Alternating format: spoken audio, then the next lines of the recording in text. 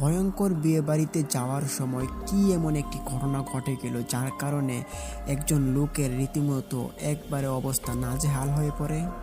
হ্যাঁ প্রিয় লিসেনার্স, এই মুহূর্তে আমি আপনাদের মাঝে যে ঘটনাটি শেয়ার করতে যাচ্ছি সে ঘটনাটি খুবই মারাত্মক লেভেলের ভয়ঙ্কর হতে চলেছে, তাই ভিডিওটি স্কিপ না করে পুরোটা শোনার চেষ্টা করুন। আজকে আমি আপনাদের মাঝে যে ঘটনাটি শেয়ার করতে যাচ্ছি সে ঘটনাটি ঘটে যায় 1989 সালের দিকে। আজ থেকে প্রায় অনেক বছর আগের ঘটনা, প্রায় 35 বছর আগের ঘটনা। ঘটনাটি যার সাথে ঘটে যায় ওনার নাম হচ্ছে মোহাম্মদ আজমল শেখ। আজমল শেখের একজন আত্মীয় তিনি আমাদের সাথে ওনার ঘটনাটি শেয়ার করেছেন। তো প্রিয় লিসেনার্স, আজমল শেখ চাচার বয়স তখন ছিল প্রায় 17 থেকে 18 বছর। তিনি এখনও বিয়ে করেননি। নানান জায়গাতে কাজকর্ম খুঁজতে থাকেন তিনি, কিন্তু কোনো রকমের কাজ তিনি পান না। তখনকার সময়টা ছিল 1989 সাল।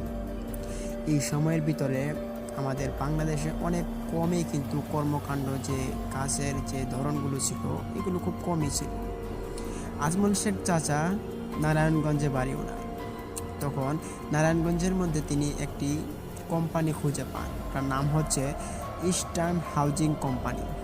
ওই ইস্টার্ন হাউজিং কোম্পানিতে তিনি সেলম্যানের দায়িত্ব নেন। তিনি সেলম্যানের চাকরি পান। তখন সেলম্যানের চাকরি পাওয়ার পর ওইখানে ওনাকে থাকতে হবে, মানে বাড়িটা ছিল ওনার অনেকটা দূরে। যতটুকু দূরে তিনি যাওয়া আসা করতে করতে ওনার অনেকটা টাকার প্রয়োজন হতো।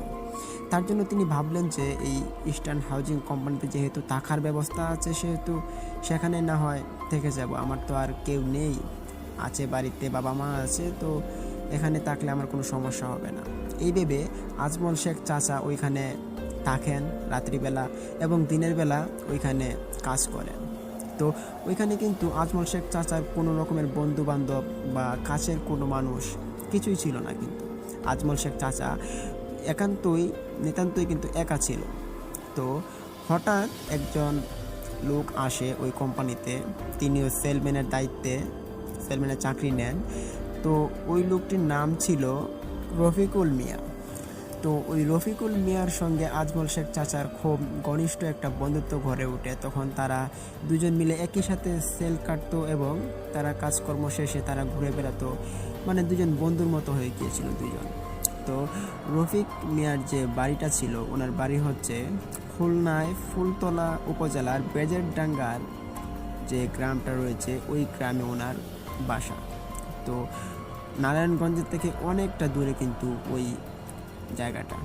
তখন কিছুদিন অতিবাহিত হওয়ার পর ওই যে রফিকুল মিয়ার কাছে খবর আসে যে রফিকুল মিয়ার জন্য তার বাড়িতে বিয়ে ঠিক করা হয়েছে। তখন তো অত মোবাইল ফোন ছিল না, তবে টেলিফোন ছিল, ওইগুলোর মাধ্যমে জানিয়ে দেওয়া হয়েছিল যে তার বিয়ে ঠিক করা হয়েছে, 1 সপ্তাহের ভিতরে তাকে যেতে হবে তার বাড়িতে। এই খবরটা শোনার পর রফিকুল একটু হতাশ হলো এবং ভাবলো যে এত তাড়াতাড়ি বিয়ে ঠিক করে ফেললো কাউকে কিছু না বলে, আচ্ছা যেহেতু যেতে হবে তো আর কিছু করার নেই। তখন রফিকুল মিয়া আজমল শেখ চাচাকে বললেন যে বন্ধু, তুমি হচ্ছে আমার প্রাণের বন্ধু, তুমি যদি না যাও তাহলে কিন্তু আমি খুব রাগ করব, আর তোমাকে যেতেই হবে, তুমি একজন আমার স্পেশাল একজন গেস্ট। তখন খুব ভালোভাবে বোঝানোর পর কোম্পানিতে কিছু মানুষকে দাওয়াত দিল, তবে দাওয়াতটি তারা গ্রহণ করেনি।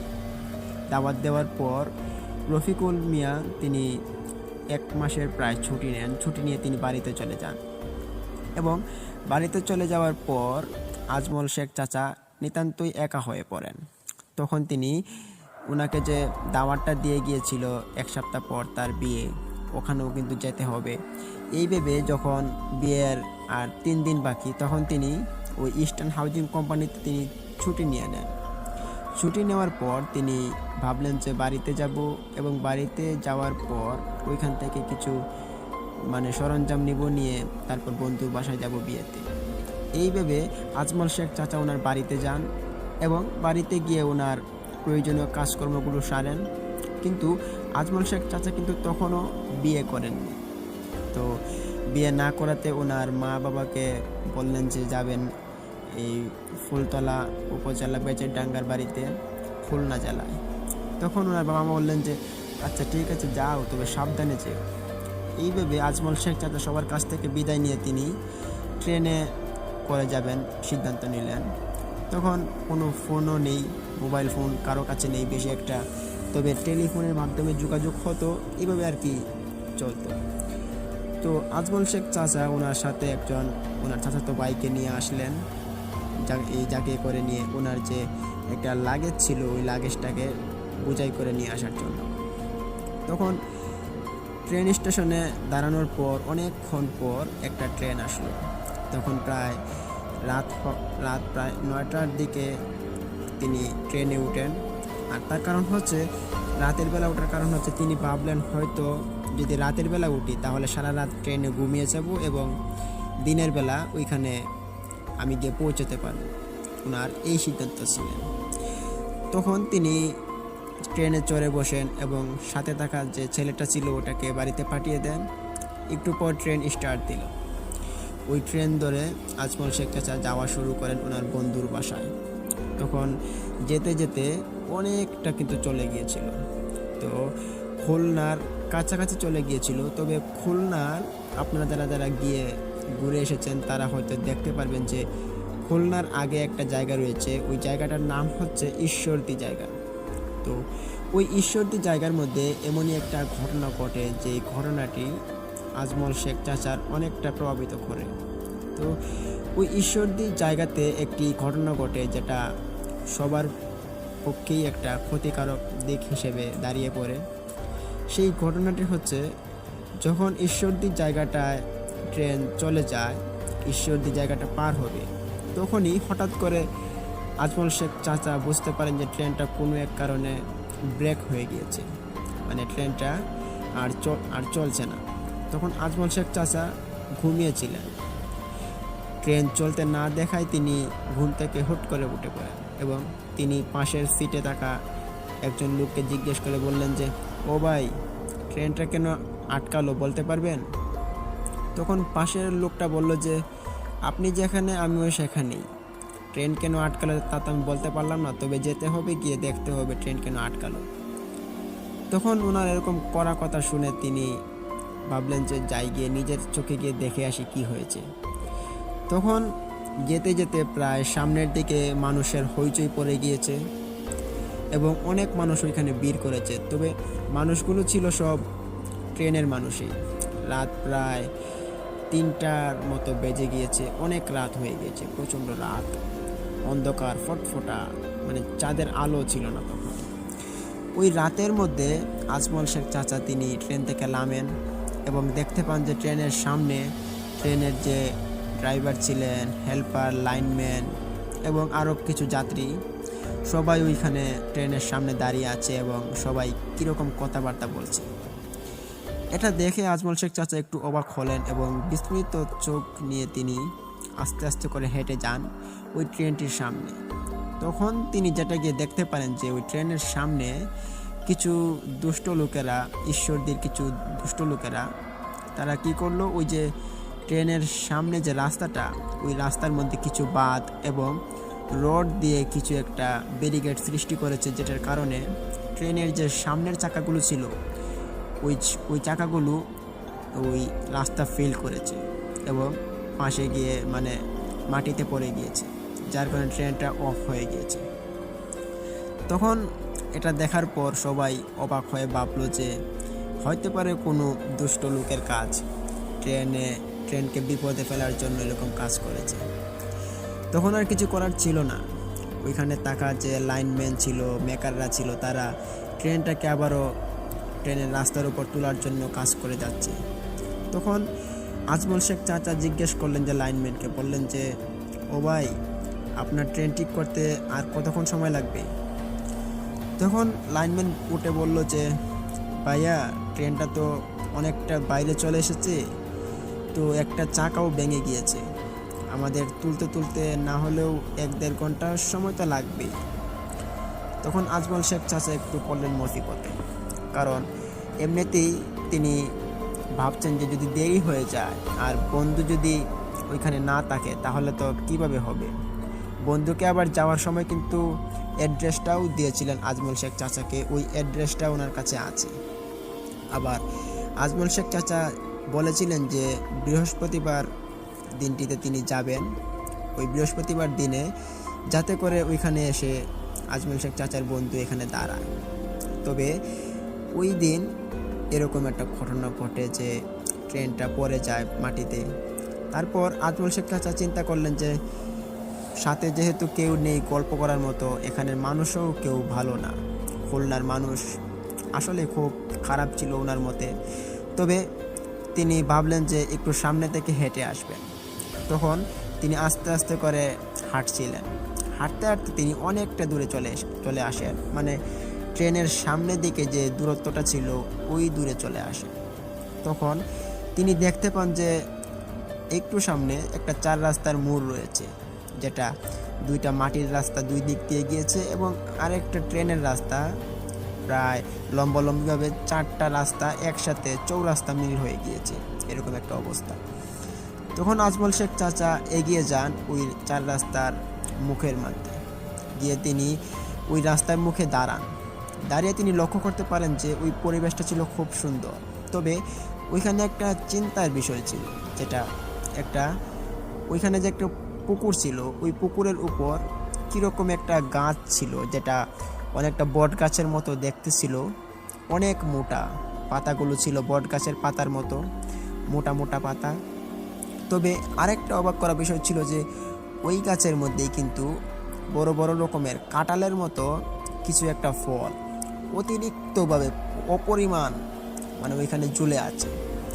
এটা তিনি দেখতে পেরে একটু অবাক হন হালকা হালকা আলোতে, তবে চাঁদের আলো ছিল না, হালকা যে অন্ধকারের যে আবছা আলোতে তিনি ওইটা দেখতে পাচ্ছিলেন যে গাছের মধ্যে কাঁঠালের মতো কিছু অংশবিশেষ ঝুলে আছে। এটা দেখে তিনি পিছনে তাকান যে কেউ কি আছে নাকি, কিন্তু কেউ নেই। তখন আজমল শেখ চাচা ওইখানে বসে পড়েন। বসে বসে তিনি ভাবছেন যে এখানে এই গাছটা তো আমি আগে কোনো দিন আমাদের বাড়ির দিকে দেখিনি, তবে এটা কিসের গাছ হতে পারে, পাশে কাউকে পাচ্ছিও না যে জিজ্ঞেস করবো যে এটা কিসের গাছ। তখন আজমল শেখ চাচা ওইখানে বসেন ট্রেনের রাস্তার উপর, বসে বসে তিনি ভাবছিলেন। তখন আজমল শেখ চাচা হঠাৎ করে লক্ষ্য করতে পারেন যে ওনার পুরো মাথাটা চক্কর দিয়ে উঠল, যেমন আজমল শেখ চাচাকে কেউ চারদিক থেকে ডাকছে, বলছে যে আজমল আজমল এদিকে আয়, এদিকে আয়, এরকম ডাক। এই ডাক শোনার পর আজমল শেখ চাচা একটু অবাক হয়ে ভাবেন যে আমাকে এখানে আবার কে চিনে, আমার নাম কত স্পষ্টভাবে ধরে ডাকছে। তবে ডাকগুলো ছিল খুব ভয়ানক ডাক। ওই ডাকগুলোকে শোনার পর আজমল শেখ চাচা উঠে বসেন। উঠে তিনি ভাবছেন যে কে হতে পারে, চারদিকে তাকাচ্ছেন, তবে কেউ নেই ওইখানে। তখন তিনি যেটা আরও লক্ষ্য করতে পারেন যে তিনি আবারও শুনতে পান যে চারদিক থেকে এখন আরও প্রচণ্ড জোরে আজমল শেখ চাচাকে ডাকছেন। ডাক শোনার পর আজমল শেখ চাচা একটু ভয় পান এবং তিনি ভয় পেয়ে ভাবলেন যে এখানে কোনো খারাপ কিছু হতে চলেছে। কিন্তু ঠিক তখনই আজমল শেখ চাচার মাথা ঘুরতে শুরু করে। তিনি মাথা ঘুরতে ঘুরতে ওইখানে পড়ে যান। উনি পড়ে যাওয়ার পর তিনি ওনার নিজের শরীরকে কন্ট্রোল করেন এবং তিনি আবার উঠে দাঁড়ান এবং ভাবলেন যে তাড়াতাড়ি আমাকে ট্রেনের কাছে যেতে হবে, মানুষের কাছে। তখন মানুষগুলোকে এতটা দূরে ছিল যে দূরে যদি চিৎকার দিয়েও বলা হয়েছে আমাকে বাঁচাও এসে, তাহলে তারা শুনবে না। এই ভেবে তিনি উঠে পড়েন এবং তিনি হাঁটতে শুরু করেন। কিন্তু হাঁটছেন, তবে ওনার মাথা কিন্তু ঠিক নেই, মাথা একবার এদিকে হেলে যাচ্ছে আরেকবার এদিকে হেলে যাচ্ছে। ওনার মাথার ভিতরে যেমন কেউ এসে ঢুকে পড়েছে, এরকম একটা অবস্থা। তখন আজমল শেখ চাচা এই ডাকটা প্রায় 10-15 সেকেন্ডের মতো শুনতে পান না। তখন তিনি ভাবলেন যে দেখি তো একবার পিছনে ফিরে। তখন তিনি পিছনে ফিরে যেটা দেখতে পারলেন, সেটা দেখার জন্য তিনি মোটেও প্রস্তুত ছিলেন না। তিনি যখনই পিছনে ফিরেন তখনই দেখতে পান যে ওনার পিছনে প্রায় একদল মানুষ, তবে মানুষ বলা যাবে না, এগুলো ছিল একদল অবয়ব, যে অবয়বগুলোর মুখ দেখা যাচ্ছিল না, তবে কালো কাপড় পরিহিত। দেখে মনে হচ্ছিল যে তাদের পুরো শরীরের মধ্যে কোনো হাত নেই, কোনো পা নেই, এবং ওদের যে শরীরের যে একটা ভাঁজ আছে ওই ভাঁজটাও কিন্তু নেই। এরকম মনে হচ্ছিল। তখন তিনি এটা দেখতে পেরে উনি জোরে জোরে দৌড় দেন এবং পিছনে তাকাতে থাকেন। ঠিক তখনই আজমল শেখ চাচা দৌড়াতে দৌড়াতে তিনি হুচটকে ট্রেনের রাস্তার মধ্যে পড়ে যান এবং পড়ে যাওয়ার পর তিনি ওনার হাতের কনিতে, হাঁটুতে অনেকটা ব্যথা পান, যার কারণে ওনার যে চামড়াটা ছিল ওইটা উঠে গিয়েছিল এবং ওনার চিৎকার চেঁচামেচি কিন্তু তখন ছিল বিরল একটা চিৎকার। ওই চিৎকার শোনার পর ট্রেনের সামনে যে মানুষগুলো ছিল ওই মানুষগুলো ভাবলেন যে হয়তো এখানে কেউ বিপদে পড়েছে বা কোনো সমস্যা হয়তো হয়েছে। এটা ভেবে ওই ট্রেনের যে মানুষগুলো ছিল সামনে, ওই মানুষগুলো ওইখানে দৌড়ে চলে আসে। আর এদিকে বেচারা আজমল চাচা ওইখানে পড়ে আছেন। তিনি মনের ভিতরে প্রচণ্ড ভয় নিয়ে তিনি ওইখানে পড়ে আছেন, ভাবছেন যে ওনার আজকে হয়তো আর বাড়িতে ফেরা হবে না, উনি হয়তো আজকে মারা যাবে, এটা ভেবে তিনি ওইখানে পড়ে আছেন। ঠিক তখনই ওনার উপর থেকে কেউ একজন এসে ডাকছেন যে, ও ভাই, তুমি এখানে পড়ে গেছো কেন? এই কথা শোনার সঙ্গে সঙ্গে আজমল শেখ চাচা লাফ দিয়ে উঠে ওই উল্টা দিকে দৌড়াতে শুরু করে, যেই দিকগুলোতে কোনো ওই যে অবয়বগুলো আসছিল। তখন ওই মানুষগুলো ওনাকে ডাকছেন জোরে জোরে, আরে ভাই যাচ্ছ কোথায়, এদিকে আসো। তখন আজমল শেখ চাচা পিছন দিক দিয়ে ফিরে দেখেন যে এখানে মানুষ, তবে ওই দিকতে মানে যেদিকে তিনি যাচ্ছিলেন ওই দিকে ছিল পিশাচের দলগুলো, অবয়বগুলো। তখন আজমল শেখ চাচা ওই মানুষগুলোর কাছে দৌড় দিয়ে চলে আসেন এবং এসে বলেন যে, ভাই ভাই আমাকে বাঁচাও, আমাকে বাঁচাও। আজমল শেখ চাচার এই আকুতি দেখার পর মানুষজন জিজ্ঞেস করলেন যে, ভাইয়া আপনার কি হয়েছে, আপনার বাসা কোথায়? তখন আজমল শেখ চাচা বললেন যে, আমি আপনাদের মতো এই ট্রেনের যাত্রী, তবে এখানে আসার পর দেখতে পেলাম যে কিছু কালো কাপড় পরিহিত মানুষ আমাকে তাড়া করছে, আমাকে প্লিজ বাঁচাও। তখন আজমল শেখ চাচাকে বললেন যে, দেখো এই জায়গাটা আমরা চিনি না কেউই, তবে আমরা সবাই এই ট্রেনের যাত্রী, চলো ট্রেনে চলে যাই, যেটা করলে ভালো হবে।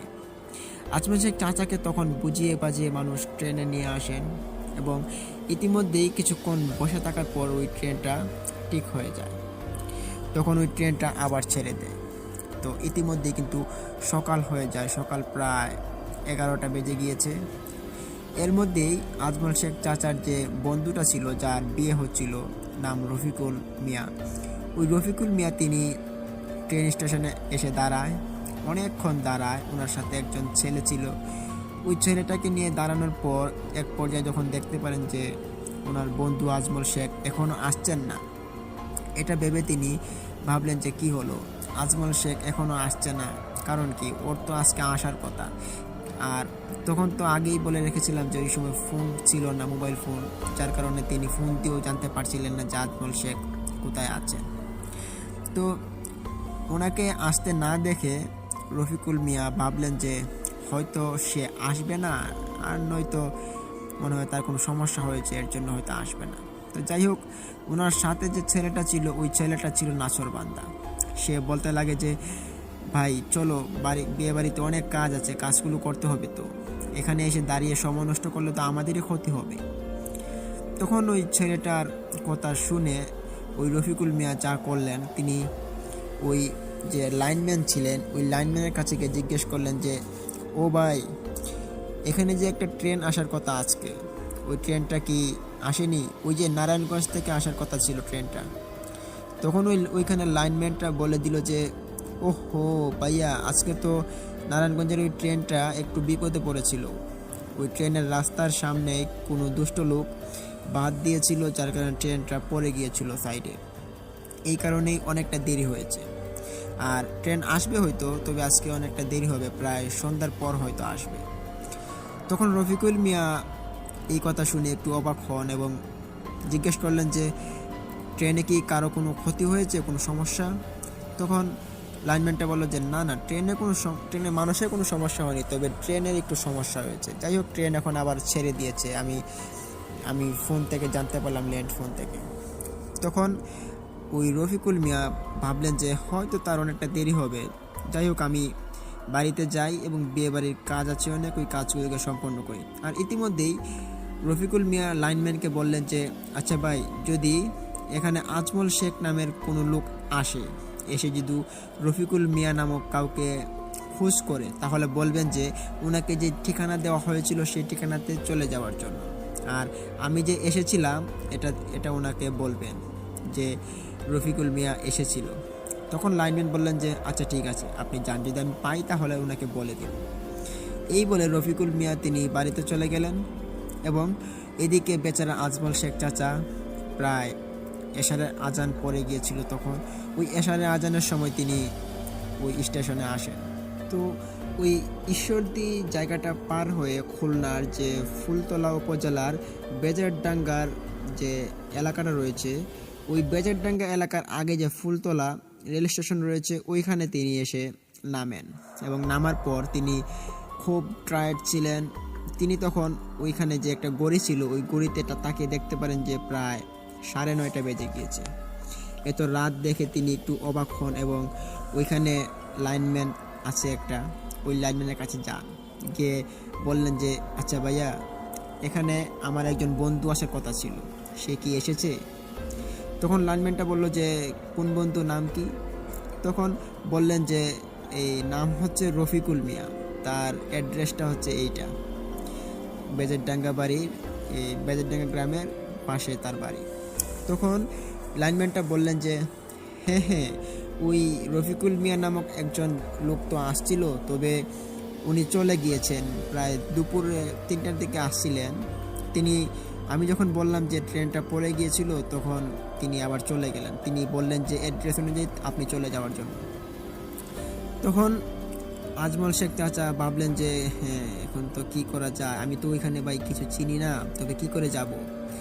তখন রাত প্রায় 9টা হওয়াতে ওই লাইনম্যানটা বললেন যে দেখো ভাই, আপনার যে অ্যাড্রেস ওইটা কিন্তু বেজারডাঙ্গার যে এলাকাটা, ওই বেজারডাঙ্গার গ্রামটা অনেকটা ভিতরে, তো এখন আপনি কোনো গাড়ি ঘোড়া পাবেন না।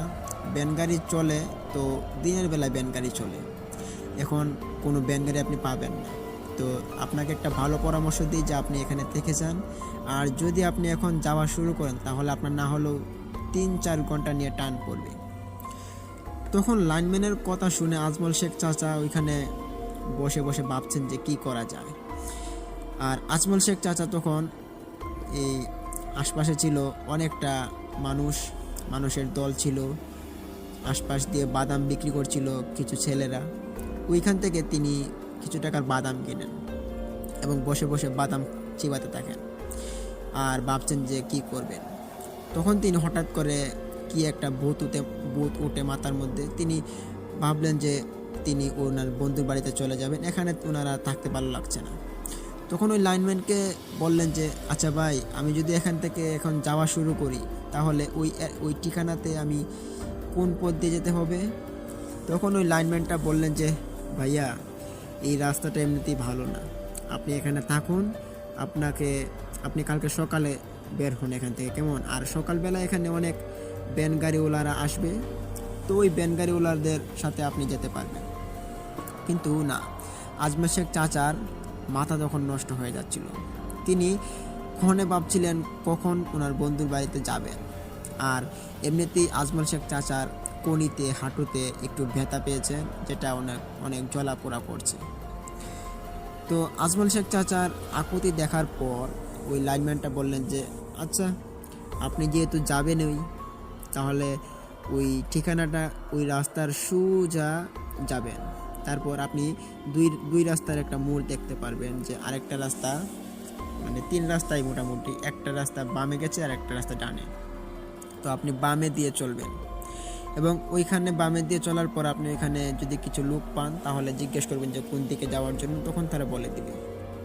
তো এই ভেবে আজমল শেখ চাচা ওনার হাতে থাকা লাগেজটা নিয়ে তিনি বের হয়ে পড়েন যাওয়ার জন্য।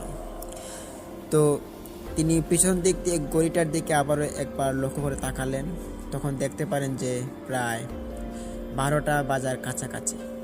তখন আজমল শেখ চাচার ভিতরে একটা ভয় ঢুকলো, কিন্তু না, আজমল শেখ চাচা ওইখান থেকে তিনি যাবেনই। আজমল শেখ চাচা হাঁটা শুরু করেন। হাঁটতে হাঁটতে যখন তিনি অনেকটা পথ অতিক্রম করেন, ওই যে লাইনম্যানের কথা অনুযায়ী তিনি যখন ওই 3 রাস্তার মোড়ে চলে আসেন, ওই 3 রাস্তার মোড়ে আসার পর যেভাবে বলছিলেন যে হাতের বাম দিকে যাওয়ার জন্য, তিনি হাতের বাম দিকে ঢুকে পড়েন। কিন্তু তিনি ওইখানে আরও একটা বিষয় লক্ষ্য করতে পারেন যে এই যে রাস্তাটা ছিল, এটা ছিল খুব ভয়ানক একটা রাস্তা। মাটির রাস্তা ছিল চিকন, তবে আশপাশ ছিল খুব ঝোপঝাড়, নীরবতা আর কীরকম অদ্ভুত রকমের শব্দ, যেটা আজমল শেখ চাচা আগে কোনো দিন শুনতে পাননি নিজ কানে। তো যাই হোক, আজমল শেখ চাচা এগোতে থাকেন, এগোতে এগোতে যখন একটা পর্যায়ে চলে যান, তখন তিনি ভাবেন যে হায় হায়, এখন আমি আর কোন দিকে যাব, কেননা সামনে ছিল আরও দুইটা রাস্তা, একটা গিয়েছে সোজা আর একটা গিয়েছে ডানে। তো ওইখানে তিনি একটু দাঁড়িয়ে তিনি খুঁজতেছেন কোনো মানুষটাকে তিনি পান নাকি। তখন তিনি দেখতে পান যে ছায়ার মতো কিছু একটা দেখা যাচ্ছে। ওইখানে একটা ছোট বিলের মতো ছিল, ক্ষেত ছিল, ওই ক্ষেতের মধ্যে প্রায় মাছ ছিল। ওইখানে একজন মানুষ মাছ মারছে এটা মনে হচ্ছে। তিনি ওই লোকটাকে দেখতে পেরে জিজ্ঞেস করেন যে ও ভাই, ও ভাই, হ্যাঁ হ্যাঁ আপনাকে আমি ডাকছি। তখন ওইখানে থাকা লোকটা বলে উঠলো যে কে ভাই আপনি, এত রাত করে এখানে কি করেন?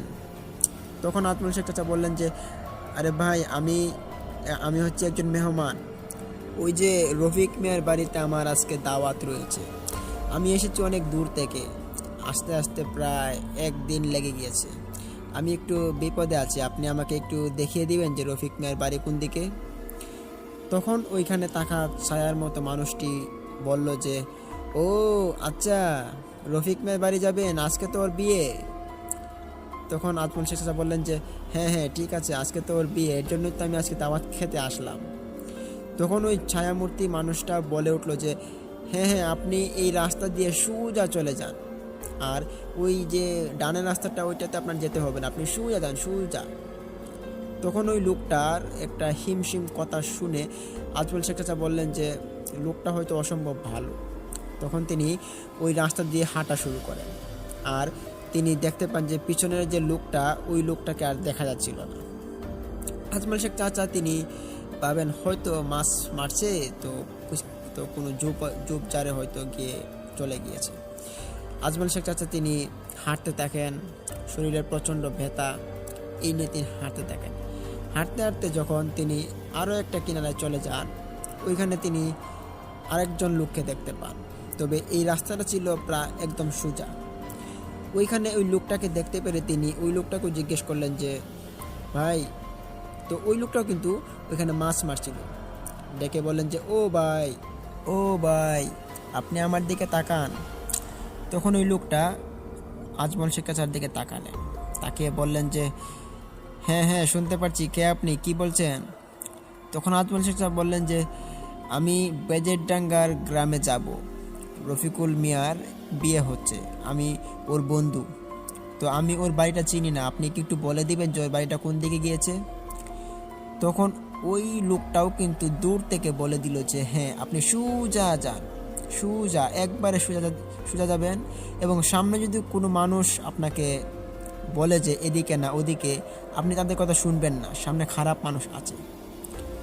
তো এই কথা শুনে আজমল শেখ চাচা একটু অবাক হলেন এবং তিনি হাঁটতে থাকেন, হাঁটছেন আর ভাবছেন যে কি ব্যাপার, আমাদের নারায়ণগঞ্জে তো মানুষ এত রাত্রিবেলা আশপাশে বের হয় না, তবে এখানে দেখা যায় কেউ কেউ এত রাতে মাছ মারে, আবার কেউ কেউ মানুষ পাহারার জন্য বের হয় বাড়ি থেকে। তো এটা তিনি একটা ভালো জিনিস ভেবে তিনি ছেড়ে দেন। তো হাঁটতে থাকেন, হাঁটতে হাঁটতে যখন আরও একটা পর্যায়ে চলে আসেন, আরও একজন মানুষকে দেখতে পান এবং ওই মানুষটাও ওনাকে সেম কথা বলে সোজা যেতে বলেন। উনি হাঁটতে হাঁটতে যখন আরও অতিক্রম করেন পথ, তখন তিনি যতই হাঁটছেন ততই ওনার ভয় লাগছে, মনের ভিতর অনেকটা ভয় লাগছে। আর রাস্তাটা ছিল খুব চিকন, আশপাশ ছিল ঝোপঝাড়, পুরো রাস্তাটাই ছিল একবারে ফ্যাকাশে, ভয়ানক একটা রাস্তা।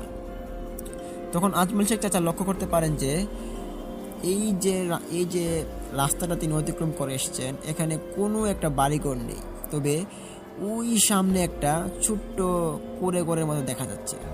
ওই কুঁড়েঘরটা দেখতে পেরে আজমল শেখ চাচা একটু ভাবেন এবং ভাবলেন যে তিনি ওই ঘরটা থেকে এই পানি পান করে তারপর আবার হাঁটা শুরু করবেন, যেহেতু ওনার অনেকটা ক্লান্ত লেগে পড়েছে। হাঁটতে হাঁটতে ওই কুঁড়েঘরের নিকট যখন আজমল শেখ চাচা চলে আসেন, ওই আজমল শেখ চাচা কুড়ে ঘরের লোকটাকে ডাক শুরু করে দেন।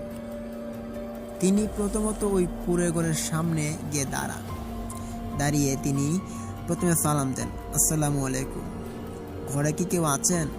আমি একটু বিপদে পড়েছি, আমার খুব পানি পিপাসা লেগেছে, একটু পানি দিবেন আমাকে? আজমল শেখ চাচার কথা শুনে ঘর থেকে বৃদ্ধ বয়সের কোনো একজন লোক উত্তর দিয়ে বললেন যে, হ্যাঁ আমি আছি, কে আপনি? তখন আজমল শেখ চাচা বললেন যে, আগে আমি আজমল বলছিলাম, আমি এসেছি অনেক দূর থেকে, নারায়ণগঞ্জ থেকে। আমি এখানে একটা বেজের ডাঙ্গার এলাকায় এসেছি, তো আপনি কি আমাকে একটু হেল্প করবেন? আমার খুব পানি পিপাসা পেয়েছে, অনেকটা পথ হেঁটে এসেছি, একটু পানি দিবেন? তখন ওই বৃদ্ধ লোকটা আস্তে আস্তে করে কটকট শব্দ করে দরজাটা খুললেন। দরজাটা ছিল বেশ পুরনো। তিনি দরজা খোলার পর দেখতে পান যে একজন বৃদ্ধ লোক। তিনি তখন সালাম দিয়ে বললেন যে, আঙ্কেল আমি ঘরে ঢুকবো না, ঠিক আছে, তবে আমাকে একটু পানি দেন। তখন ওই বৃদ্ধটি ওই চাচাকে দেখার পর তিনি বললেন যে, এই ছেলে তুমি কোথায় যাচ্ছ? তখন আজমল শেখ চাচা বললেন যে, আগে আঙ্কেল আমি ওইখানে আমার একজন বন্ধুর বিয়ে, অনেক দূর থেকে এসেছি, নারায়ণগঞ্জ থেকে, তো আমি যাব হচ্ছে বেজের ডাঙ্গার এলাকাটিতে, তো আপনি কি বলতে পারবেন ওই এলাকাটা কোন দিকে? তখন অবাক করা বিষয় ছিল যে ওই যে বৃদ্ধ লোকটা, ওই লোকটা আজমল শেখ চাচাকে তিনি হাতে ধরে ঘরের ভিতরে ঢুকিয়ে দেন, এবং ঘরের ভিতরে আসার পর আজমল শেখ চাচা দেখতে পারেন যে এই ঘরের ভিতরে একটা বিছনা নেই, একটা খাট নেই, একটা বসার জন্য একটা পিঁড়ি নেই, তবে ওই লোকটা যে ঘুমায় ওইখানে একটা পাটি বিছানো ছিল, এবং ঘরে কোনো খাবার ছিল যে এটা মনে করা যায় না। তো তার মানে হচ্ছে কোনো হাঁড়ি পাতিলও কিন্তু এখানে ছিল না। তখন ওই বৃদ্ধ লোকটা পাশের যে একটা ছোট ঘরের মতো ছিল ওই ঘরে তিনি প্রবেশ করেন, আর আজমল শেখ চাচাকে ওইখানে বসিয়ে রাখেন। তখন ওই বৃদ্ধাটা এক গ্লাস পানি হাতে করে নিয়ে আসার পর আজমল শেখ চাচার দিকে তুলে ধরলেন। আজমল শেখ চাচা প্রচণ্ড পিপাসা নিয়ে তিনি হপ কপ করে তিনি পানিটা পান করে নিলেন। পান করার পর বৃদ্ধাকে ধন্যবাদ জানালেন, এবং বৃদ্ধা বললেন যে, এই ছেলে তুমি আজকে যেতে পারবে না, তুমি এখানে রাতটা কাটিয়ে যাও। তখন চাচা বললেন যে, কি বলেন আপনি? আমি তো স্টেশন থেকে আমি হেঁটে চলে এসেছি, তার কারণ হচ্ছে আমার বন্ধুর বাড়িতে যেতে হবে, তার বিয়ে কালকে, আমাকে যে করে যেতে হবে। তখন আজমল শেখ চাচার কথাবার্তা শোনার পর ওই বৃদ্ধাটা বললেন যে, রেগে বললেন যে, এই ছেলে ভালো যদি চাও তাহলে তুমি এখান থেকে যেতে পারবে না, বুঝেছ? বৃদ্ধার কথা শুনে আজমল শেখ চাচা একটু অবাক হলেন এবং জিজ্ঞেস করলেন যে, আপনার পরিচয় কি আমাকে একটু বলবেন? বৃদ্ধা বললেন যে, আমার পরিচয় তুমি না জানলেও তোমার ভালো হবে, তোমাকে যেটা বলছি তুমি সেটা করো, আজকে আমার ঘরে তুমি রাত কাটাও, তারপর তুমি সকালবেলা এখান থেকে রওনা দিও, যেটা করছি তোমার ভালোর জন্যই করছি, আর বেশি কোনো প্রশ্ন আমাকে জিজ্ঞেস করতে যেও না। বৃদ্ধা লোকের এই ছটফট করে কথাগুলো ওনার একটু খটকা লাগলো। তখন তিনি ভাবলেন যে কোনো ভুল জায়গাতে এসে পড়ে গেলাম না। তখন তিনি মনে মনে খুব ভয় পেতে লাগেন, এবং ওই বৃদ্ধাটি ওনাকে একটা পাটি বিছিয়ে দেন, বললেন যে, এখানে তুমি ঘুমাও, এবং আমি পাশের যে ছোট খোরাকটা আছে, খোরাকের ঘর, ওই ঘরে আমি ঘুমাবো। তখন আজমল শেখ চাচা ওইখানে শুয়ে পড়েন, তবে আজমল শেখ চাচার চোখে ঘুম নেই। রাত প্রায় 3টা বেজে গিয়েছে। আজমল শেখ চাচা আছে আরও একটা মহা দুশ্চিন্তায়। ওনার বন্ধুর বিয়ে বাড়িতে উনি যেতে পারলেন না এখনও, আর ওই বন্ধুটাও উনি পাচ্ছিলেন না তখন, আর পাবেনই বা কী করে? ওই বন্ধু তো ওইখানে ওয়েট করার পর সে চলে গিয়েছিল, কোনো ফোন না থাকার কারণে জানতেও পারলো না যে বন্ধু কোথায় আছে। তখন আজমল শেখ চাচা দুশ্চিন্তা করতে করতে হঠাৎই ওনার চোখে ঘুম চলে আসে, তিনি ঘুমিয়ে পড়েন। তো ঘুমানোর এক পর্যায়ে উনি শুনতে পান যে বাইরে কিছু কুত্তার ঘেউ ঘেউ শব্দ হচ্ছে। এই শব্দ শোনার পর আজমল শেখ চাচা দচমচিয়ে তিনি উঠে পড়েন ঘুম থেকে। উঠে তিনি জানলাটা খোলেন। জানলা খোলার পর দেখতে পান যে এই ঘরের দিকে প্রায় 10-12টা কুকুর। কুকুরগুলো ছিল স্বাস্থ্যে ছিল খুব মোটা, উচ্চতা ছিল অনেক লম্বা এবং তাদের চোখগুলো ছিল ঝিলমিল ঝিলমিল আকৃতির। ওই 10-12টা কুকুর ওই কুঁড়েঘরের দিকে এগিয়ে আসছে। এটা দেখে আজমল শেখ চাচা একটু অবাক হন। তিনি ওই বৃদ্ধাকে ডাক দিবেন বলে তিনি এগোবেন, কিন্তু না, ওই বৃদ্ধাকে ডাক দেওয়ার আগেই তিনি দেখতে পান যে ওই কুঁড়েঘরের ভিতর থেকে একটা কুকুর বের হয়ে গিয়েছে। যে কুকুরটা তাদের তুলনায় সেম ছিল এবং ওই কুকুরটা কি করলো, 10-12টা কুকুরের সঙ্গে একা ফাইট করা শুরু করলো। 10-12টা কুকুর যখন ওই কুকুরটাকে একবারে মারামারি শুরু, মানে এক পর্যায়ে অনেক মারামারি চলে ওই কুকুরগুলোর মধ্যে। তখন এক পর্যায়ে তিনি দেখতে পারেন যে ওই যে একটা কুকুর ছিল, ওই একটা কুকুরের এতটাই পাওয়ার ছিল যে ওই 10-12টা কুকুরকে সে মেরে একাই তাড়িয়ে দিয়েছিল। তো একাই তাড়িয়ে দেওয়ার পর ওই কুকুরটা ওইখানে বসে পড়ে, কুকুরের পা দিয়ে রক্ত ঝরছে, আহত হয়েছিল, তবে ওই কুকুরগুলো চলে গিয়েছে। এটা দেখার পর আজমল শেখ চাচা ওনার সারা শরীর ঘেমে ঘাম ঝরছে। উনি ভাবেন যে এটা কি করে সম্ভব হতে পারে, একটা কুকুর 10-12টা কুকুরকে তাড়িয়ে দিল, এটা কি আদৌ পসিবল? তিনি ভাবেন এবং পাশের ঘরের বৃদ্ধাকে ডাক দিবেন। তবে পাশের ঘরে ওইখানে একটা ব্যারিকেড ছিল, যে যার কারণে ওই ঘরে প্রবেশ করা যাচ্ছিল না। আর রাত করে ওই বৃদ্ধাকে ডাক দিবেন না বলে তিনি ভাবেন।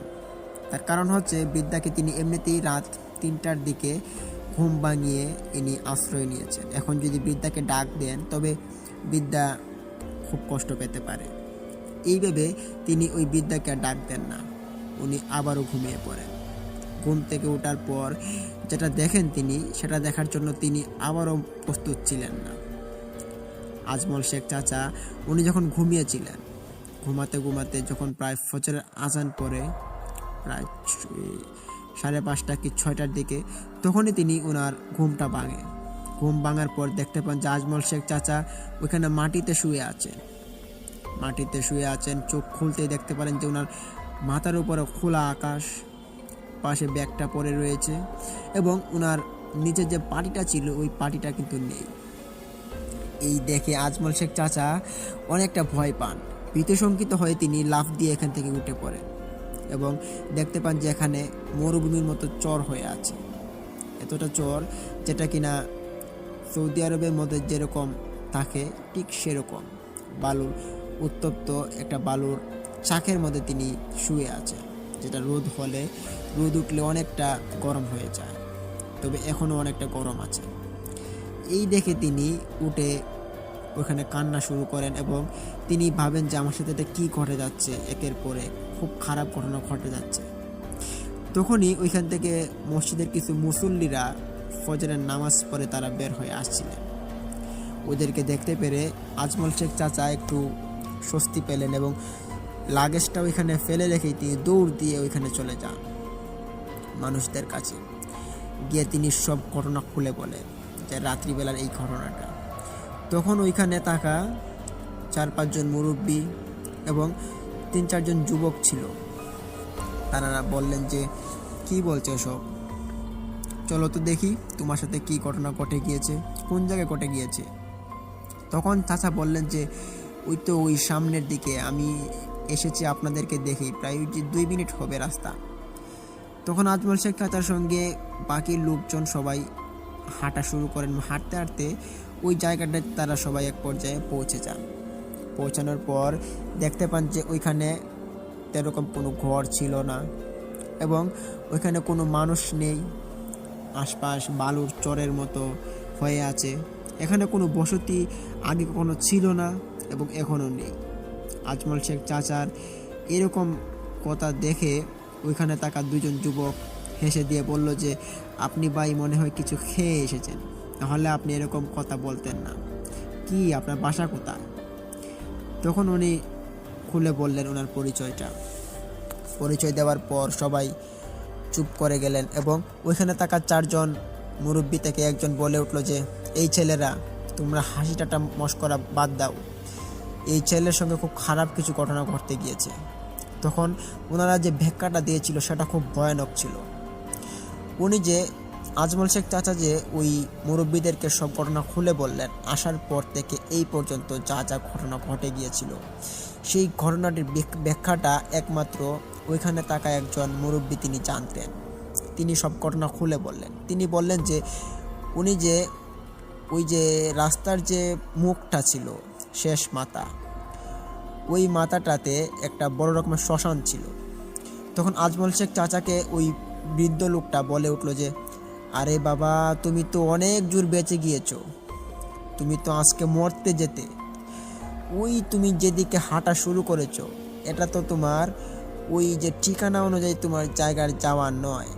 বেজেরডাঙ্গার রাস্তাটা তো ওই পিছন দিক দিয়ে, তোমাকে এখান দিক দিয়ে কে আসতে বলেছে? তখন আজমল শেখ চাচা আবারও বলে উঠলেন যে, আমাকে একজন মানুষ আমি পেয়েছিলাম রাস্তা দিয়ে আসার সময়, তাদেরকে জিজ্ঞেস করে আমি এই পর্যন্ত আসা। তখন ওই বৃদ্ধ লোকটি বলে উঠলেন যে, হায় হায় রে, তুমি বাবা খুব জোর বেঁচে গিয়েছো। আমি তোমাকে বলি এটার কারণটা কি। ওই যে তুমি সুজা দেখতে পাচ্ছ, ওইটা হচ্ছে একটা শ্মশান ঘাট। ওই শ্মশান ঘাটে অনেক মানুষ, প্রায় বছরে একটা মানুষ এখানে মরবেই। আবার তার মৃত্যুটা হয় খুব ভয়ানকভাবে। এবং যে যে মারা গিয়েছে ওই শ্মশান ঘাটে মৃত মানুষগুলো আমাদের এলাকার নয়। আমরা অনেক মানুষের এখানে পুড়িয়েছি, দাফন দিয়েছি, তারা ওই এলাকার নয়। তবে আমরা কয়েকজন মানুষকে চিনতে পারিনি, এভাবেই দাফন দেওয়া হয়েছে। এবং কয়েকজনকে চিনতে পেরেছি, তাদের মানুষ এসেছে। তো তোমারও কিন্তু আজকে এরকম একটা ঘটনা করতে গিয়েছিল। তুমি যে ওই যে রাস্তার পাশে মানুষগুলোকে দেখতে পেয়েছিলে, এটা কোনো সাধারণ মানুষ নয়, এটা হচ্ছে জিন পিশাচ, যারা মানুষকে ভুলভাল পথ দেখিয়ে এখান দিয়ে তারা নিয়ে আসে এবং আসার পর এখানে তারা মানুষগুলোকে হত্যা করে এবং কিছু একটা হয়তো তারা করে। আর তোমাকে যে রাত্রিবেলা একজন মানুষ পাহারা দিয়েছে, এটা তোমাকে কোনো সাধারণ মানুষ পাহারা দেয়নি। তখন আজমল শেখ চাচা আরেকটা কথা বলে উঠলেন যে, উনি যখন ঘুমাচ্ছিলেন তখন দেখতে পেলেন যে ওই জানালার সামনের দিকে কেউ একজন হাঁটা চলা করছে। এটাও তিনি ওদেরকে বললেন। তখন ওনারা বললেন যে, ওই বৃদ্ধ লোকটি তুমি চিনতে ভুল করেছো। এই বৃদ্ধ লোকটিকে আমার দাদা দেখেছিলেন। তখন ওই লোকটি চলে গেলেন ওনার দাদার যে কাহিনীটাতে, আজ থেকে অনেক দিন আগের ঘটনা। তিনি আজমল শেখ চাচাকে বললেন যে, এই যে ঘটনাটা, তুমি যে জিনটাকে দেখেছো, এটা কোনো সাধারণ মানুষ নয়, এটা হচ্ছে জিন। ওই জিনটা আমার দাদা একবার দেখেছিল। আমার দাদার সময়কাল ছিল তখন অনেক আগের। আমার দাদা ওইখানে তিনি ব্যবসা করতেন। তো ব্যবসার ফাঁকে ফাঁকে যখন উনি রাত্রিবেলা বাড়িতে আসতেন, তখন তিনি ওইখানে একজন জিনকে দেখতে পারতেন, যে জিনটা অত্যন্ত ভালো ছিল।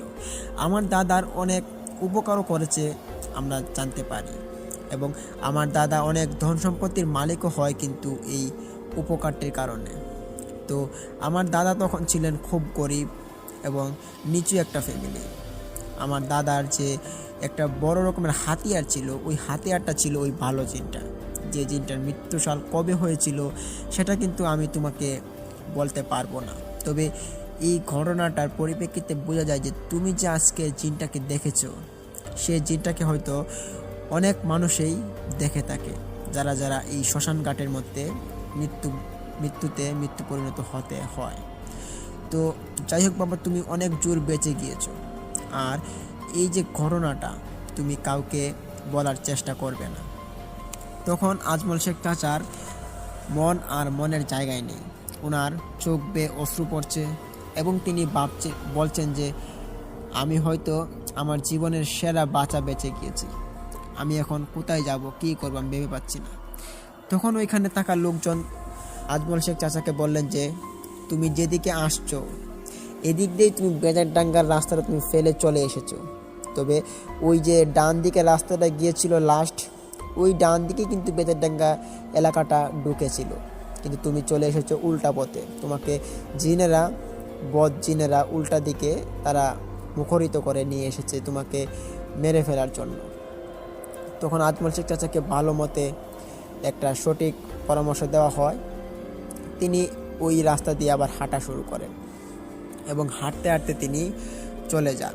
হাঁটতে হাঁটতে যখন চলে যান ওনার বন্ধুর বাড়িতে, তারপর তিনি বেজেরডাঙ্গার এলাকাটির রাস্তা ধরে তিনি হেঁটে হেঁটে ওনার বন্ধুর বাড়িতে চলে যান এবং বন্ধুকেও পেয়ে যান। বন্ধুর বাড়িতে বিয়ের অনুষ্ঠান চলছে, আজকে বিয়ের দাওয়াত হচ্ছে। তো এই বিষয়টা দেখার পর তিনি ভাবলেন যে আজকে সন্ধ্যার পর ঘটনাটি বলবে, তখন সব কিছু ঠিকঠাকই চলছিল। তো তিনি বউকে দেখেন যে বউ খুব সুন্দর হয়েছে, তবে ওনার বন্ধুকে ডেকে বললেন যে বন্ধু চলো আমরা একটু বাইরে থেকে ঘুরে আসি। তখন আজমল শেখ তার বন্ধু বললেন যে হ্যাঁ হ্যাঁ অবশ্যই চলো, তুমি এতদিন পরে এসেছো আমাদের বাড়িতে, আজকে নতুন, তুমি আমার বন্ধু মানুষ, তোমাকে নিয়ে আজকে ঘুরবো, হাসি ঠাট্টা করবো, মজা করবো, অনেক কিছু করবো, চলে আসো আসো। এই বলে আজমল শেখ চাচা এবং ওনার বন্ধু বাইরে চলে আসেন। তখন ওই আজমল শেখ চাচার বন্ধু তিনি যে পথটা দিয়ে আসছিলেন শ্মশান ঘাটের পথ দিয়ে, ওই উল্টা পথ দিয়ে ওনারা আবার হেঁটে হেঁটে যাচ্ছিলেন, কিন্তু আজমল শেখ চাচা ওই রাস্তাঘাট ওইখানে চিনেন না। তো যাই হোক, ওনারা হাঁটতে হাঁটতে ওই ঘটনাটা ওনাকে সব কিছু খুলে বলেন। তো ঘটনা খুলে বলতে বলতে ওনাদের সাথে আরও একটি ভয়ানক ঘটনা ঘটে যায়। যে ঘটনাটি ছিল, ওনারা যখন হাঁটতে হাঁটতে ওই শ্মশান ঘাটের কাছে চলে যান, তখন ওইখানে দেখতে পান একজন লোককে পোড়ানো হচ্ছে রাত্রিবেলা ওইখানে লোকটাকে পোড়াতে দেখে আজমল শেখ চাচা এবং ওনার বন্ধুর একটু আগ্রহ জন্মায়।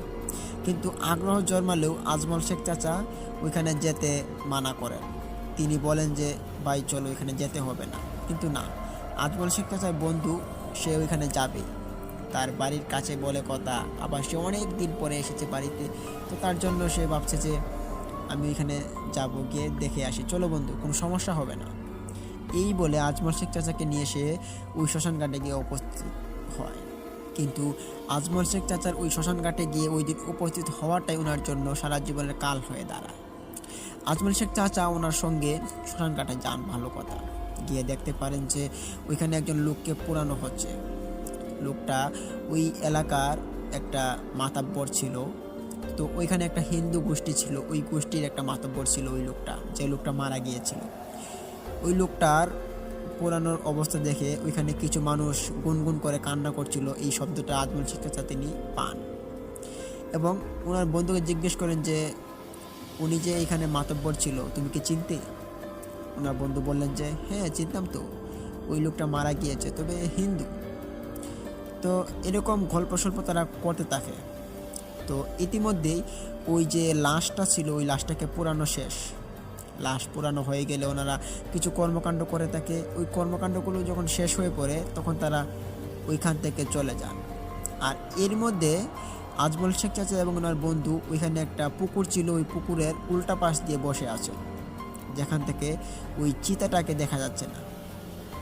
তখন তারা গল্প করে হঠাৎ করে তারা পিছন দিকে তাকিয়ে দেখে যে ওই চিতাটা নিভে গিয়েছে এবং ওইখানে একটা মানুষও নেই। তখন তারা ভাবে যে কী ব্যাপার, আমরা এখানে এতক্ষণ সময় বসলাম, দেখো তারা ওইখানে চিতা পুড়িয়ে চলে গিয়েছে কখন আমরা বলতেই পারি না, কি এক গল্পের মধ্যে আমরা পড়ে গেলাম। তখন আজমল শেখ চাচা একটু হাসলেন এবং বললেন যে তুমি যাই বলো বন্ধু, তবে এইখানের জায়গাগুলো কিন্তু বেশ ভালো না। তখন আজমল শেখ চাচার কথা শুনে ওই পাশের বন্ধু বললেন যে কি বলো, আগে শুনতাম এখানে কিছু উল্টাপাল্টা গড়বড় হতো, তবে এখন তো কিছু একটা শুনি না, কি বলো উল্টাপাল্টা, এই জায়গাগুলো ভালোই, এখন আর আগেরগুলো নেই, আর আগের কুসংস্কারগুলো এখন আর নেই। কিন্তু আজমল শেখ চাচার মনের ভিতর যে ভয়ের প্রচন্নতা চলছে, সেটা কি আর বলে বোঝানো সম্ভব? তখন আজমল শেখ চাচা বললেন যে আচ্ছা চলো আমরা এখন চলে যাই, অনেক রাত হয়েছে। তখন বললেন যে হ্যাঁ হ্যাঁ চলো চলো, আজকে তো আমাকে বাড়িতেও মনে হয় খুঁজছে। তখন আজমল শেখ চাচা ওনার বন্ধু হাঁটা শুরু করেন বাড়ির উদ্দেশ্যে। বাড়িতে হাঁটতে হাঁটতে ওনারা একটু পর্যায়ে যখন ওই শ্মশান ঘাটটা পেরিয়ে পুকুরটাও পেরিয়ে চলে আসেন, তখনই দেখতে পান যে ওদের পিছনে কিছু একটা শব্দ হচ্ছে। শব্দটা বেশ ভয়ানক ছিল। শব্দটা এমন ছিল যে কেউ হাড়গোড় চিবিয়ে খাচ্ছে, কচমচ কচমচ করে শব্দ উঠছে, যে শব্দটা খুব ভয়ানক দেখাচ্ছিল। এই শব্দ শোনার পর আজমল শেখ চাচা এবং ওনার বন্ধু ভাবলেন যে দেখে আসার জন্য। তবে আজমল শেখ চাচা দেখে আসার কথা বলার পরও কিন্তু উনি ওনার কথা ঘুরিয়ে নেন।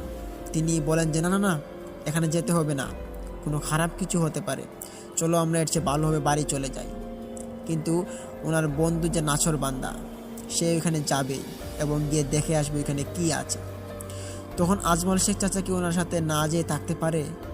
পিছু পিছু হাঁটছেন আজমল শেখ চাচা। যখনই ওই ঝোপটার কাছে চলে যান, ওই ঝোপটার মধ্যে নাকি আগে আরও কয়েকটা চিতা পোড়ানো হয়েছিল। ওই আজমল শেখ চাচার বন্ধু তখন বলছিল যে ওই ঝোপটার মধ্যে তো আগে অনেক মানুষের চিতা পোড়ানো হয়েছিল, এখন ঝোপ হয়ে গিয়েছে, তার জন্য এখানে চিতা পোড়ায় না, তবে এখন অন্য পাশে চিতা পোড়ায়। তবে এখানে কি হচ্ছে এটা দূর থেকে বলছিলেন। কিন্তু আজমল শেখ চাচার সাথে একটা লাইট ছিল না, তখন তারা বিড়ি খেতেন। ওই দুজনে দুইটা বিড়ি ধরান এবং বিড়ি ধরিয়ে ওরা ওই রাস্তা দিয়ে হাঁটেন এবং ওই যে উঁচু টিলাটা ছিল, ওই টিলাটার ভিতরে একটা জোপ ছিল, ওই জোপটার ভিতরে তারা ঢুকার পর তারা যেটা দেখছিলেন সেটা দেখার জন্য বিশেষ করে আজমল শেখ চাচা তিনি প্রস্তুত ছিলেন না। তার কারণ হচ্ছে আজমল শেখ চাচা উঠছিলেন এক পাশ দিয়ে এবং আজমল শেখ চাচার বন্ধু উঠছিলেন আরেক পাশ দিয়ে। তখন আজমল শেখ চাচা যখন অন্য পাশ দিয়ে উঠছিলেন, ওই পাশ দিয়ে তিনি ওঠার পরই দেখতে পান যে ওইখানে একটা মাটির তল থেকে একটা হাত বেরিয়ে এসেছে। যে হাতটা ছিল লাল বর্ণের, কি একটা ভয়ঙ্কর একটা হাত। যে হাতটা দেখার পর আজমল শেখ চাচা ওইখানে ফিট হয়ে পড়ে। ওনার পড়া যাওয়ার শব্দটা যে হচ্ছিল ঠাস করে, ওই শব্দটা শোনার পর ওই বন্ধুটা তিনি দৌড়ে আসেন আজমল শেখ চাচার ওই পাশ দিয়ে। আসার পর দেখতে পান আজমল শেখ চাচা পরে আছেন। তো পরে তাকতে দেখার পর দেখতে পান যে আজমল শেখ চাচার যে পা ছিল, ওই পায়ের সামনে একটা কাটা হাত মাটির নিচ থেকে বেরিয়ে আছে। খুব ভয়ানক দেখাচ্ছিল সিনটা। এটা দেখার জন্য আজমল শেখ চাচার বন্ধুও কিন্তু কোনো রকমভাবে উপস্থিত ছিল না এবং উনিও কিন্তু প্রস্তুত ছিল না। তখন আজমল শেখ চাচার বন্ধু ওইখানে পড়ে যান, তবে তিনি ফিট হয়ে পড়েননি। তিনি ওনার বন্ধুকে টিলা থেকে নামানোর চেষ্টা করে এই হাটটা দেখার পর, টিলা থেকে নামানোর পর পাশ থেকে একটি কচু পাতায় করে পানি নিয়ে আসেন। ওনার বন্ধুকে পানি যখন ছিটানো হয়, ওনার বন্ধু তখন আর কথা বলতে পারে না। ওনার বন্ধু কেমন জানি অন্য মানুষদের মতো হয়ে গিয়েছে, তিনি কথা বলার ভারসাম্যটা হারিয়ে ফেলেছে। তখন আজমল শেখ চাচার বন্ধু ওনাকে কথা বলানোর জন্য অনেক কিছু করে থাকেন ওই যে চিতা পোড়ানোর জায়গাটিতে, কিন্তু না, ওইখানে ওনার বন্ধু কোনো রকমের কথা বলতে পারছেন না, কোনো রকমের শব্দ করতে পারছেন না মুখ দিয়ে। তখন ওই বন্ধুটা ভাবলেন যে ওর সাথে খারাপ কিছু করতে চলেছে, তাড়াতাড়ি বাড়িতে নিয়ে যায়।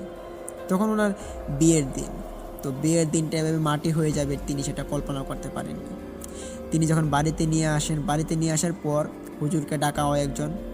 হুজুর এসে তিনি ওনাকে একটু দেখেন, দেখার পর বললেন যে কি ঘটনা ঘটে গিয়েছিল আমাকে খুলে বল। ঘটনা সব খুলে বলার পর তিনি বললেন যে সর্বনাশ, উনি খুব জোর ভয় পেয়েছে। এই ভয়ের কারণে ওনার যে জবানটা ছিল ওই জবানটা অফ হয়ে গিয়েছে। জানি না ওনার জবানটা খুলবে কি না, তবে তোমাদের ওই শ্মশান ঘাটে কিন্তু ওই সময় না যাওয়াটাই বেটার ছিল। কেন গিয়েছিল ওইখানে? তখন বলল যে কৌতূহলবশত গিয়েছিলাম, কিন্তু এখন কি করার, বন্ধুকে তখন বাঁচাতে হবে, আপনি যে করে হোক আমার বন্ধুকে ভালো করে দিন। তখন হুজুর বললেন যে দেখো, ভালো করার ক্ষমতা কিন্তু আমার কাছে নেই, তবে ওই পাশের গ্রামে কিন্তু একটা ভালো কবিরাজ আছে, ওই কবিরাজকে আনিয়ে তুমি দেখতে পারো তোমার বন্ধুর কী সমস্যা হয়েছে, কী জটিলতা হয়েছে।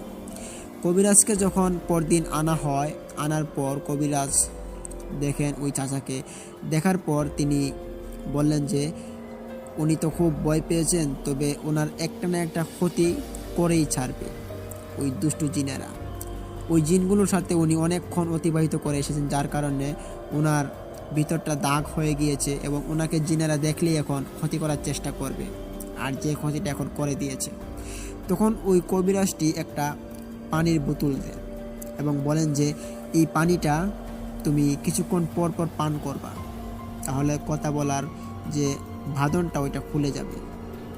এবং ওনাকে আরেকটা তাবিজ দেন, তাবিজ দিয়ে বললেন যে এই নাও, এটা তাবিজ, এই তাবিজটা তোমার সাথে রাখো, এই তাবিজ দিয়ে তোমার অনেক কাজ হবে। আর যে ঘটনাগুলো ঘটে গিয়েছিল আজমল শেখ চাচার সঙ্গে আসার মধ্যে, ওই ঘটনাগুলো পুরোটা সবটা খুলে বলেন কবিরাজকে। কবিরাজ তখন বলেন যে তুমি খুব বাঁচা বেঁচে গিয়েছো, যে পরিস্থিতির মধ্যে তুমি পড়েছো এখান থেকে বেঁচে আসাটাই অনেকটা টাফ হয়ে পড়ে। তুমি যে বেঁচে এসেছো এটাই তোমার জন্য অনেক কিছু। তো যাই হোক, তুমি এখানে 1 সপ্তাহ থাকবে। 1 সপ্তাহের ভিতর তুমি এখান থেকে নড়তে পারবে না। আর যদি তুমি এই রাস্তা দিয়ে আবার যাও তাহলে তোমার যে আবার কোনো ক্ষতি হতে পারে না এটার কোনো গ্যারান্টি কিন্তু নেই। তখন কবিরাজের কথা শুনে আজমল শেখ চাচার বন্ধু বলেন যে আচ্ছা ঠিক আছে, আমি আমার বন্ধুকে আমার কাছে রাখবো, আমি তাকে কোথাও যেতে দিব না। আপনি যদি আর কোনো ওষুধ দেওয়া থাকে, ওষুধ যদি দেওয়া লাগে তাহলে ওষুধগুলো দেন, তাহলে আমার একটু উপকার হবে। তখন উনি ওনার বানানো কিছু ওষুধ তৈরি ছিল, ওই ওষুধগুলো দেন, দিয়ে বললেন যে রাত্রিবেলা শুধু খাওয়ার জন্য। তখন আজমল শেখ চাচা ওইখানে 1 সপ্তাহ কাটিয়ে দেন। ওই 1 সপ্তাহ কাটানোর পর আজমল শেখ চাচা তিনি পুরোপুরি রকমের সুস্থ হয়ে ওঠেন। সুস্থ হওয়া দেখে আজমল শেখ চাচা নিজেকে নিজে বিশ্বাস করতে পারছিলেন না যে উনি কখনো কথা বলতে পারবেন। আজমল শেখ চাচা এখন ভালো করে কথা বলতে পারেন এবং আজমল শেখ চাচা ওই যে সময়টা ছিল ওই সময়টাতে মোটেও তিনি প্রস্তুত ছিলেন না যে, এবং তিনি কল্পনাই করেননি যে উনি কোনো দিন কথা বলতে পারবেন। উনি কথা বলার পর প্রচণ্ড জোরে তিনি কান্না করেন। তিনি মানুষকে ওনার ঘটনাগুলো, যাকেই পান তাকেই ওনার ঘটনাগুলো খুলে বলেন। আজমল শেখ চাচার বাড়ির আশপাশে যে মানুষগুলো আছে সবাই কিন্তু আজমল শেখ চাচার ঘটনাগুলো শুনে এবং আজমল শেখ চাচার জন্য সবাই বলে যে আপনি খুব জোর বাচ্চা বেঁচে এসেছেন। তো এরকম যাতে ঘটনা আর কারোর সাথে যাতে না ঘটে সেটাই হলে ভালো হয়। তবে তারপর থেকে ওই শ্মশানঘাটের কী খবর ওইটা কিন্তু এখন আর পাওয়া যায় না। তবে ওই খুলনা জেলায় এই বেজেরডাঙ্গার গ্রামে যারা থাকেন তারা হয়তো বলতে পারবেন যে এই জায়গাটার ধরনটা, এখানে কি আরও মানুষের এরকম মৃত্যু হয় কি না এটা কিন্তু আপনারা একমাত্র বলতে পারবেন। তো যারা আজকে খুলনা থেকে শুনছেন তারা অবশ্যই কমেন্ট করুন এবং কমেন্টে আপনাদের মতামত জানান। এবং প্রিয় লিসেনার্স, আমি আপনাদের মাঝে বরাবরের মতো একটি কথা আবার বলতে চাইব যে আমাদের এই চ্যানেলটি অত্যন্ত নতুন। তো আমাদের এই চ্যানেলটিতে প্রতিদিনই কিন্তু সত্য নির্ভর বাছাইকৃত ভৌতিক ঘটনাগুলো আপনাদের মাঝে উপস্থাপন করানো হবে। তাই অবশ্যই আপনারা আমাদের চ্যানেলটাকে সাবস্ক্রাইব করুন। এবং আজকের ঘটনাটি কেমন লেগেছে আশা করি আপনাদের অনেকটা ভালো লেগেছে। ঘটনাটি একবারে হাড়হিম করা ভয়ঙ্কর ঘটনা ছিল। তবে কালকে আরও একটি ঘটনা আপনাদের মাঝে উপস্থাপন করতে যাব, সেই ঘটনাটি আর একটু সুন্দর হবে, আর একটু ভালো হবে। তবে আজকের এই ঘটনাটি কেমন লেগেছে, ঘটনাটি ভালো লাগলে লাইক দিন, কমেন্ট করুন এবং শেয়ার করে বন্ধুবান্ধবদের মাঝে ছড়িয়ে দিন। এবং অবশ্যই আমাদের এই ভৌতিক ঘটনার চ্যানেলটিকে সাবস্ক্রাইব করুন। সাবস্ক্রাইব করে পাশে থাকা বেল আইকনটি অন করে রাখুন, যাতে আমরা ভিডিওগুলো আপলোড করার সাথে সাথে আপনারা নোটিফিকেশন পেয়ে যান। তো প্রিয় লিসেনার্স, আপনাদের মাঝে প্রতিদিনই আমরা চেষ্টা করে যাব নতুন কিছু ধরে রাখার জন্য। আর প্রতিদিনের রাত্রিবেলা আমাদের এই চ্যানেলটিতে ঘটনা আপলোড দেওয়া হয়ে থাকবে। তো প্রিয় লিসেনার্স, আপনারা আমাদের এই ঘটনাটির সঙ্গে থাকুন, আমাদের চ্যানেলের সঙ্গে থাকুন, আমাদের সঙ্গে থাকুন। এবং প্রিয় লিসেনার্স, আপনাদের মাঝে আরও একটি কথা বলতে চাইব, যে কথাটি হচ্ছে যে আপনাদের সঙ্গে বা আপনাদের মাঝে আপনাদের কারো আত্মীয়র সঙ্গে যদি কোনো রকমের ঘটনা ঘটে যায়, যে ঘটনাগুলো আপনারা চান যে আপনারা সারা বিশ্বের মানুষের কাছে ছড়িয়ে দিতে, মানুষ আপনাদের ঘটনাগুলো জানুক, তো এই বিষয়ে আপনাদের মাঝে আমি যেটা বলতে চাইবো সেটা হচ্ছে আমাদের সাথে আপনারা চাইলে শেয়ার করতে পারেন। যদি কোনো ভয়ঙ্কর ঘটনা ঘটে গিয়ে থাকে, সত্য নির্ভর ঘটনা, সেই ঘটনাগুলো আপনারা যদি আমাদের মাঝে শেয়ার করে থাকেন তাহলে আমরা কি করব, আমরা আমাদের যে শ্রোতাবৃন্দরা রয়েছে তাদের কাছে আমরা ছড়িয়ে দেব। তো প্রিয় লিসেনার্স, আমাদের ডিসক্রিপশন বক্সে আমাদের ইমেল অ্যাড্রেস দেওয়া আছে। সেই ইমেল অ্যাড্রেসে চাইলে আপনারা লিখে বা রেকর্ডিং করে দুটা করে আপনারা পাঠিয়ে দিতে পারেন এবং আমরা আপনাদের সেই ঘটনাগুলোকে বাছাই করে আমরা আপনাদের ঘটনাগুলোকে আমাদের শ্রোতাবৃন্দদের কাছে উপস্থাপন করার চেষ্টা করব। তো প্রিয় লিসেনার্স, আজকের মতো এখানে আমি বিদায় নিচ্ছি। সবাই ততক্ষণ ভালো থাকুন এবং কালকে একটি নতুন ঘটনা আপলোড করা হবে, সবাই কালকে ঘটনাটি শুনবেন। তো সবাই ততক্ষণ ভালো থাকুন, সুস্থ থাকুন এবং দেখা হচ্ছে কাল কোনো নতুন একটা এপিসোড নিয়ে। তো আজকের মতো এখানে বিদায় নিচ্ছি। আসসালামু আলাইকুম।